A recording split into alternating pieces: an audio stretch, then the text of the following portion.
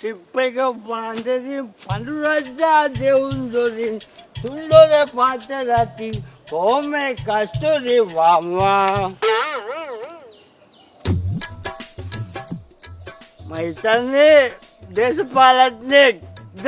ඔව් මේ පාර ප්‍රාදේශ සභාවට ධාරානිපාත සංවර්ධන පක්ෂයෙන් මමත් ඉල්ලුම් කරනවා අයියේ. අනේ ඒක යන්න මාත්තු යන්න කන්දත් නෑ බොන්නත් නෑ ලෙඩක් දුකක් අසනීපයක් විචලාට බොන්න අරක්කුටියක් තියනවද? තියනවා ගණන් වේදනාව කතා කරන්නේ මේක කාලා තියන්නේ මාන වේදනාව කතා කරන්නේ අයියේ ඔය කන බොන ප්‍රශ්න වල විසඳුම් දෙන්න තමා මම මේ පාර ප්‍රාදේශ සභාවට ඉල්ලන්නේ.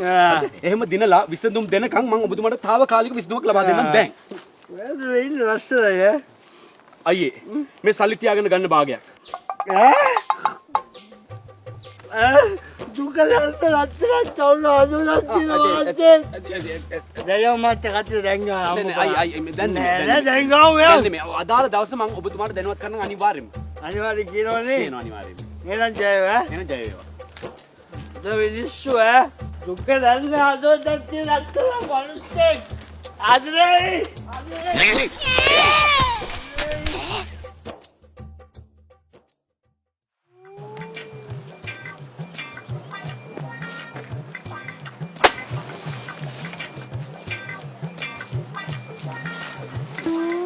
ගොවි මහත්තයෝ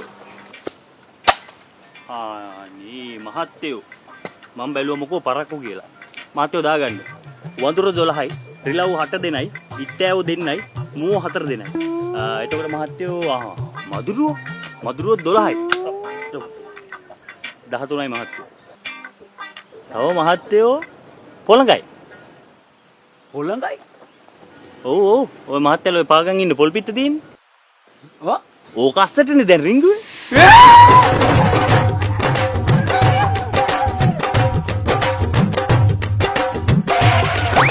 මහත්තයෝ ඔය පළු ගහ පැත්තට දුවන්න එපා. උතන තනි අලියා හිටියා.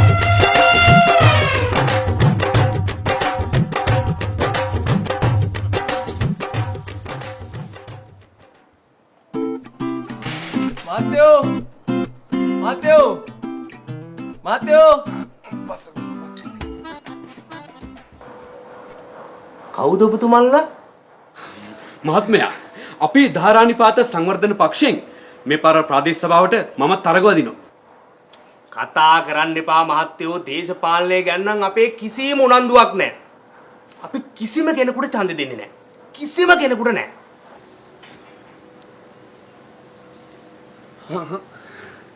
මහත්මයාලා ඉතින් අපේ ප්‍රතිපත්ති මොනවද කියලා දන්නේ නැතුවනේ ඔහොම කතා කරන්නේ.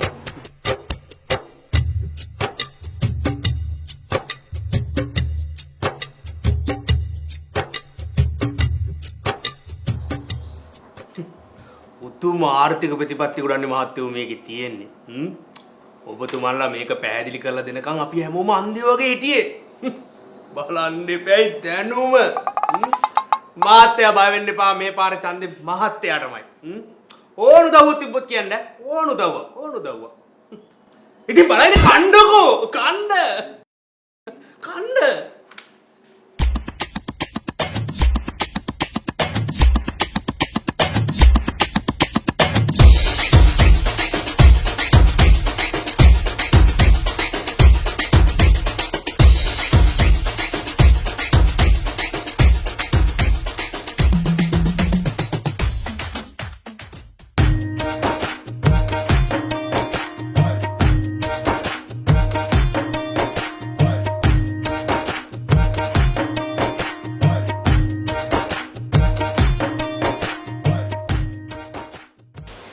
මහත්තයා අපි ධාරානිපාත සංවර්ධන පක්ෂයෙන් මේ පාර ප්‍රාදේශ සභාවට ඉල්ලන්නේ මම. මෙහෙම මේ රටවල් හදන්න බෑනේ. මෙහෙම මේ රට හදන්න බෑ. දැන් බලන්න ලංකාවේ දල දේශීය නිෂ්පාදිත කීයද? බිලියන 3යි. උද්දමන අනුපාතය මේ විදි ලංකාවේ කීයද? 8.5. ඒ වගේ ගානක් තමයි තියෙන්නේ. අගේක. ඔව් අගේ. නෑ නේද අංක ලංකාවේ දළ දේශීය නිෂ්පාදනය ඇමරිකන් ඩොලර් බිලියන 84.36යි. ඒ වගේම 2025 පෙබරවාරි වෙද්දී ලංකාවේ උද්දමන අනුපාතය ඍණ 3.9යි. වෙන්න බෑනේ. මම ඊයේ උදේනේ කිව්වේ මේ ජාතින්ගේ ධනේ පොත.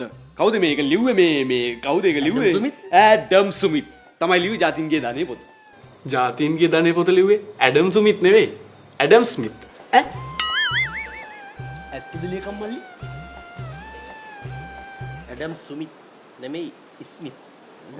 නේ? දැන් ඔය රටේ ආර්ථිකයේ පැත්තකින් තියන්නකෝ. ගන්නකො බිස්නස් පැත්ත. කවුද බිස්නස් එකක් පටන් ගන්නකොට සුදු අත විශ්ලේෂණය කරන්නේ? කවුරුත් කරන්නේ නැහැ. සුදු අත නෙවෙයි අංකල්. ෂදු අත. ඒ කියන්නේ ශක්තියින් දුර්වලතා අවස්ථා තර්ජන කියන එක.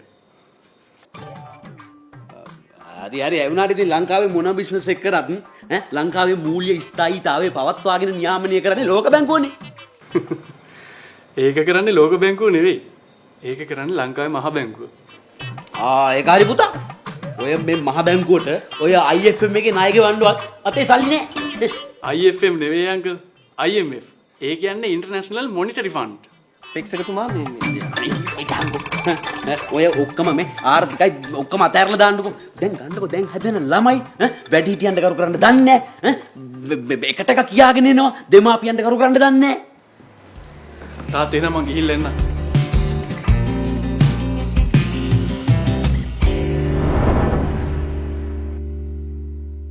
හෙට දිනන ඔබේ දරුවාගේ අනාගතය සවිමත් කරන්න 2027 උසස් පෙළ ඉකෝන් BS බණ්ඩාර දිසානායක නව පන්ති ආරම්භය නුගේගොඩ අප්‍රේල් 1 අඟහරුවාදා උදේ 8ට කිරිබත්ගොඩ අප්‍රේල් 2 බදාදා උදේ 9ට ගම්පහ අප්‍රේල් 3 බ්‍රහස්පතින්දා උදේ 8ට පානදුර අප්‍රේල් 4 සිකුරාදා උදේ 8ට ඔන්ලයින් ක්ලාස් මාර්තු 31 සතුදා රාත්‍රී 7ට